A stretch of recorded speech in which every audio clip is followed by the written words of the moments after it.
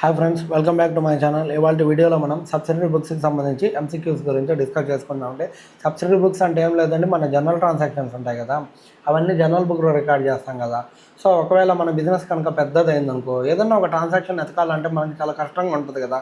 ఇప్పుడు suppose purchase సంబంధించిన transaction ఎతకాలనుకుంటున్నాం, అప్పుడేంటి, ప్రతి ఒక్క ట్రాన్సాక్షన్ని జర్నల్లో ఎత్తుక్కుంటూ పోవాలి. సేల్స్ రావచ్చు, క్యాష్ రావచ్చు, పర్చేజ్ రిటర్న్ రావచ్చు, సేల్స్ రిటర్న్ రావచ్చు, ఇట్లా నెంబర్ ఆఫ్ ట్రాన్సాక్షన్స్ ఉంటాయి. వీటన్నిటిని సెర్చ్ చేసుకుంటూ పోవాలి మనకు కావాల్సిన ట్రాన్సాక్షన్ ఎతకాలంటే. సో అందుకనే ఇలా క్లమ్జీగా ఉండకూడదు, ఏదన్నా కావాలంటే ఈజీగా ఎత్తుక్కునే విధంగా ఉండాలి అనే ఉద్దేశంతో మన జర్నల్ బుక్ని ఏం చేశారంటే చిన్న చిన్న బుక్స్గా డివైడ్ చేయడం జరుగుతుందండి. ఆ బుక్స్ని ఏమంటామంటే సబ్సిడరీ బుక్స్ అంటారు.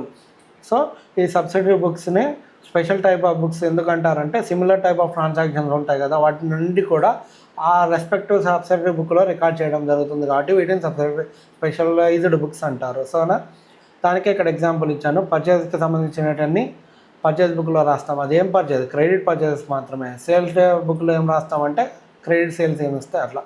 పర్చేజ్ రిటర్న్కి పర్చేజ్ రిటర్న్ బుక్లోను, సేల్స్ రిటర్న్కి సేల్స్ రిటర్న్ బుక్లోను, క్యాష్కి సంబంధించినవన్నీ క్యాష్ బుక్లోను, బిల్స్ రిసీవబుల్, బిల్స్ పేయబుల్ అంటే ఇండైరెక్ట్గా మన డెటార్స్, క్రెడిటార్స్ అనుకోండి. డెటార్స్ అంటే బిల్స్ రిసీవబుల్ మనకు రావాల్సిన వాళ్ళు కాబట్టి, క్రెడిటార్స్ అంటే మనం పే చేయాల్సిన వాళ్ళు అని. యాక్చువల్గా దీనికి ఇంకా డీటెయిల్డ్ కాన్సెప్ట్ ఉంటుంది. సో ప్రజెంట్ బిల్స్ రిసీవబుల్ అంటే డెటార్స్ కిందకి కూడా వస్తారు కాబట్టి, సో ప్రజెంట్ మీరు డెటార్స్ అనుకోండి. నెక్స్ట్ క్లాసెస్లో మనం తెలుసుకుందాం. సో ఈ 7 కాకుండా ఏవైతే ఉంటాయో ట్రాన్సాక్షన్స్, వీటన్నిటిని కూడా జర్నల్ ప్రాపర్ అనే బుక్లో రాయడం జరుగుతుంది. ఓకేనా. ఇలా ఎందుకు రాస్తామంటే రికార్డింగ్ అనేది ఫాస్ట్గా అవుతుంది, క్లియర్గా ఉంటుంది. అంటే పర్చేజ్ మెయింటైన్ చేస్తాం, సేల్ మెయింటైన్ చేస్తాం. ఒకవేళ ఏదన్నా తప్పులు ఉంటే ఆ రెస్పెక్టివ్ బుక్స్కి వెళ్ళి ఎత్తుక్కొని క్లియర్ చేసుకోవడానికి పాసిబుల్గా ఉంటుంది కాబట్టి. ఓకేనా. సో వాటి యొక్క పర్పస్ ఇక్కడ ఇవ్వడం జరిగింది. కొంచెం చదువుకుంటే చాలు. క్లాసిఫికేషన్ ఆల్రెడీ ఎగ్జాంపుల్లో చెప్పాము, అవే క్లాసిఫై. ఓకేనా. ఇవి కీ పాయింట్స్, ఇవి కొంచెం గో త్రూ అవ్వండి. ఇప్పుడు మనం మెయిన్గా గోల్ వచ్చేసి ఎంసీక్యూస్ క్లియర్ చేయడం కాబట్టి. So let's start our session. Question number 1. In purchase day book the record is in respect of. Purchase day book అనగానే మనం ఏమైనా రాస్తాం, పర్చేజెస్ రాస్తాం. అది ఎలాంటి పర్చేజ్ అంటే క్రెడిట్ పర్చేసెసే. సో ఈ క్రెడిట్ పర్చేజ్ అని ఎక్కడ ఉంటే ఆప్షన్లో మనకు అది కరెక్ట్. ఇట్స్ క్రెడిట్ ఇక్కడ ఉంది కాబట్టి ఇది కరెక్టే. నెక్స్ట్ ఇక్కడ కూడా చూసారంటే ఇక్కడ కూడా క్రెడిట్ ఉంది కాబట్టి ఇది కూడా కరెక్ట్. ఇప్పుడు ఈ రెండిట్లో ఏది సరైన ఆన్సర్ అంటే, ఇప్పుడు మనము ఏదైనా ఒకటి కొంటున్నాము, అమ్ముతున్నాము అంటే ఏంటి, అది మన వ్యాపారం యొక్క మెయిన్ థీమ్. అమ్మడము, కొనడం ఉన్న వాటిని ఏమంటామంటే ఇన్వెంటరీ అంటాము, స్టాక్ అంటాం. సో వాటికి సంబంధించినవి ఎప్పుడు కూడా మనం పర్చేజ్ డే బుక్లో రికార్డ్ చేస్తాము. కాబట్టి credit purchases of goods dealt in అంటే మనం వ్యాపారం చేయడానికి ఏ గూడ్స్ అయితే మన బిజినెస్లో ఉంచుకుంటున్నామో వాటిని కొంటే కనుక ఆ బుక్స్ వాటిని మాత్రమే పర్చేజ్ డే బుక్లో చూపించాలి. కాబట్టి ఆప్షన్ సి అనేది కరెక్ట్ ఆన్సర్. ఒకవేళ మనం అసెట్ ఏదైనా కొన్నామనుకోండి, అసెట్ని ఎక్కడ చూపిస్తామంటే జర్నల్ ప్రాపర్ అనే బుక్ ఉందన్నాం కదా, ఆ జర్నల్ ప్రాపర్లో రికార్డ్ చేస్తామండి. నెక్స్ట్ వచ్చేసి question number 2. The sales return books records. Sales రిటర్న్లో ఏం రాస్తామండి, సేల్స్ రిటర్న్ దాంట్లో ఏం రాస్తామంటే మనం ఏదైతే అమ్మింటామో దాన్ని కస్టమర్ మనకు రిటర్న్ ఇచ్చేసి ఉంటారు కదా, ఆ రిటర్న్ ఇచ్చేసినవన్నీ కూడా ఇందులో రాస్తాము. ఆ రిటర్న్ ఇచ్చినవి ఎక్కడ ఉందో చూసుకోండి. Return of anything purchased, return of goods sold, return of assets sold, return of goods purchased. ఇప్పుడు మనం పర్చేజ్ చేసినవి మనం రిటర్న్ ఇచ్చేస్తున్నాం అంటే పర్చేజ్ రిటర్న్లో రాస్తాం. ఓకేనా. Next return of assets sold, మనం ఏదైనా అమ్మాము అది మళ్ళీ మనకు ఎవరో రిటర్న్ ఇచ్చేసారనుకోండి, అది రిటర్న్ ఆఫ్ అసెట్స్. ఈ అసెట్స్కి సంబంధించినవన్నీ జర్నల్ ప్రాపర్లో రాసుకుంటాం. ఓకేనా. రిటర్న్ ఆఫ్ గూడ్స్ సోల్డ్, మనం ఒకటి అమ్మాము, కస్టమర్ వద్దు అనుకొని మనకి వెనక్కి ఇచ్చేసాడు. సో మనం అమ్మడం, కొనడం చేస్తున్నామంటే వాటిని ఇన్వెంటరీ కానీ, స్టాక్ కానీ, గూడ్స్ కానీ అంటారు. ఏదైనా నేమ్ ఒకటే. ఓకేనా. సో అలాంటికి సంబంధించినవన్నీ సేల్స్ రిటర్న్ బుక్లో రాస్తాము. సో ఆప్షన్ బి అనేది ఇక్కడ correct answer. Return of anything purchased అంటే మనం కొన్నది రిటర్న్ ఇస్తున్నాం కాబట్టి పర్చేజ్ డే బుక్లో రాసుకుంటాము. అది రిటర్న్ ఆఫ్ ఎనీథింగ్ అన్నాడు ఇక్కడ, గూడ్స్ అన్న. ఎనీథింగ్ అంటే మన అసెట్ కావచ్చు, గూడ్ కావచ్చు. ఒకవేళ అసెట్ అనుకో జర్నల్ ప్రాపర్లో రాస్తాం, గూడ్ అయితే పర్చేజ్ డే బుక్లో రాస్తాం. ఓకేనా. Next question number 3. The sales book. Sales book అంటే ఏంది, సబ్సిడరీ బుక్లో ఒక one of the subsidiary book. ఈ సబ్సిడరీ బుక్స్ అంటే ఏంది, మన మెయిన్ జర్నల్ బుక్ ఏదైతే ఉందో దాన్ని డివైడ్ చేసి అందులో వన్ ఆఫ్ ద బుక్ కదా. సో ఇండైరెక్ట్గా ఏంది ఇది పార్ట్ ఆఫ్ ఏ జర్నల్ అంతే కదా, ఇండైరెక్ట్ అయింది డైరెక్ట్గానే part of journal. So option C అనేది correct answer. Next question number 4, the weekly or monthly total of purchase book is. మనము పర్చేజ్ బుక్లో పర్చేసెస్ అన్నీ రాస్తాం కదా, టోటల్ ఎంత పర్చేస్ అయినా అని మనం తెలుసుకోవాలనుకుంటాం కదా, దాని వీక్లీ అయినా మంత్లీ అయినా టోటల్ చేసుకున్నాం అనుకోండి, అలా వచ్చిన టోటల్ని ఏం చేయాలి అని అడుగుతున్నారు ఇక్కడ. ఓకేనా, ఇప్పుడు పర్చేజ్ బుక్ అంటే ఏంది, మనం పర్చేజ్ చేసాం కాబట్టి. పర్చేజ్ అంటే ఏంది, మనము ఎక్స్పెన్స్ ఇంకర్ అయ్యాం. ఎక్స్పెన్స్ అంటే ఏంది, నామినల్ అకౌంట్. నామినల్ అకౌంట్ యొక్క నేచర్ ఏంది, debit all expenses and losses, credit all incomes and gains. ఇప్పుడు పర్చేజ్ అనేది ఎక్స్పెన్స్ కాబట్టి ఎప్పుడైనా కానీ డెబిట్ చేయాలి. So post it to the debit of purchase account అనేది ఇక్కడ correct answer. Okay, option A. Next question number 5, the total of sales book is posted to. Purchase అంటే debit చేసాము, సేల్స్ అనేది ఏంటి మనకి ఇన్కమ్ కాబట్టి క్రెడిట్ చేస్తాం నామినల్ అకౌంట్ ప్రకారం, కాబట్టి credit of the sales account.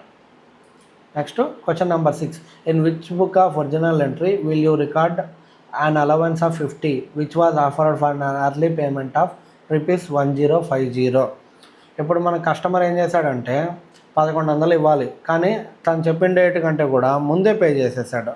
ఓకేనా, ముందే పే చేశాడు కాబట్టి కృతజ్ఞతతో మనం ఏం చేసామంటే ఒక ₹50 తగ్గించి ఇవ్వమ్మా, ఏం కాదు నువ్వు ముందే కడుతున్నావు కదా అన్నాం. సో ఇప్పుడు మనం ఏం చేయాలి అని అంటున్నారు. ఓకేనా, అర్లీ పేమెంట్ డిస్కౌంట్ అంటే ఏంటంటే క్యాష్ డిస్కౌంట్ అని. ఓకేనా, క్యాష్ డిస్కౌంట్ అయినా బ్యాంకు డిస్కౌంట్ అయినా ఏ డిస్కౌంట్ అయినా సరే అది క్యాష్కి సంబంధించింది కాబట్టి క్యాష్ బుక్లో మనం రాసుకోవడానికి జరుగుతుందండి.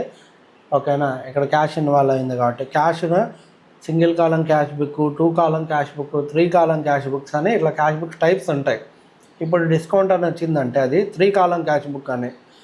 జనరల్గా క్యాష్ బుక్లో 1 కాలం ఉందంటే అది క్యాష్ ట్రాన్సాక్షన్స్ అన్నీ రికార్డ్ చేస్తామని. ఒకవేళ 2 కాలం ఉందంటే క్యాష్ ప్లస్ బ్యాంకు 2 రికార్డ్ చేస్తామని. ఒకవేళ 3 కాలం క్యాష్ బుక్ అన్నారంటే క్యాష్, బ్యాంకు అండ్ డిస్కౌంట్ అనే 3వ కాలం ఉంది అని. సో ఇక్కడ డిస్కౌంట్ ఇచ్చాడు కాబట్టి డిస్కౌంట్ని ఎక్కడ రాస్తామని అడిగారు. డిస్కౌంట్ అన్నారు అంటే డిస్కౌంట్ ఎప్పుడు ఇచ్చాం, క్యాష్ పేమెంట్ అప్పుడు ఇచ్చాం కాబట్టి క్యాష్ రిలేటెడ్ కాబట్టి క్యాష్ బుక్లోనే రికార్డ్ చేస్తాం, కాకపోతే డిస్కౌంట్ అనే కాలంలో రికార్డ్ చేస్తాం. సో మీకు ఒకసారి క్వశ్చన్లో ఇది ఏ కాలంలో రికార్డ్ చేయొచ్చు అని, క్యాష్ కాలము, బ్యాంక్ కాలము, డిస్కౌంట్ కాలము అండ్ క్యాష్ బుక్ అని 4 ఆప్షన్స్ ఇస్తాడు. అప్పుడు వచ్చేసి డిస్కౌంట్ కాలం రాయాల్సి వస్తుంది మనం. ఓకేనా, ఆప్షన్ సి అనేది ఇక్కడ కరెక్ట్ ఆన్సర్.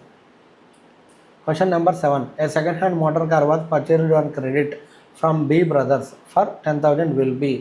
జనరల్గా క్రెడిట్లో ఏదైనా పర్చేజ్ చేస్తే వెంటనే మనకు గుర్తు రావాల్సింది ఏంటంటే పర్చేజ్ డే బుక్, కాబట్టి పర్చేజ్ బుక్లో రాసేయాలి ఆన్సర్ వచ్చేసి. కానీ ఒకటి బాగా అబ్జర్వ్ చేయండి, మనం కొంటున్నది పర్చేజ్ స్టాకా లేకపోతే అసెట్టా అనేది చూసుకోవాలి.